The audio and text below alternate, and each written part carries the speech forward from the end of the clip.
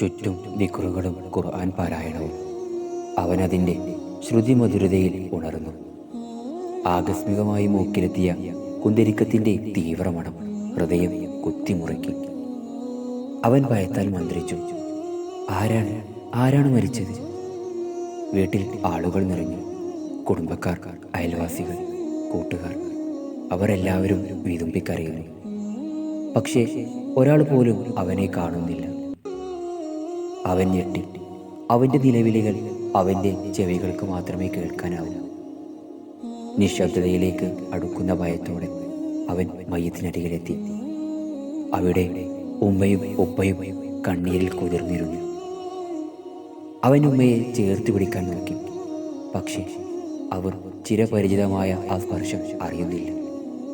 ഉപ്പയെ ചേർത്ത് പിടിച്ചു കുലുക്കി. പക്ഷേ അവർക്കവനെ കാണാൻ കഴിയുന്നില്ല. അവൻ നടുങ്ങി വിറച്ച് മയ്യത്തിനരികിലേക്ക് നടന്നു. കഫൻ പുടവ മെല്ലെ നീക്കി നോക്കി. അതെ, ഞാൻ തന്നെയാണ് മരിച്ചത്. ദുനിയാവിൻ്റെ കഥ ഇതോടെ അവസാനിച്ചു. വേറൊന്നുമില്ല. ഇനി ഖബറിലേക്ക്, അതും ഞാൻ ഒറ്റയ്ക്ക്. ഇന്നലെ വരെ എനിക്ക് ഒരുപാട് പേരുണ്ടായിരുന്നു. ഇന്ന് ഞാൻ വെറും ഒരു മയ്യത്ത്.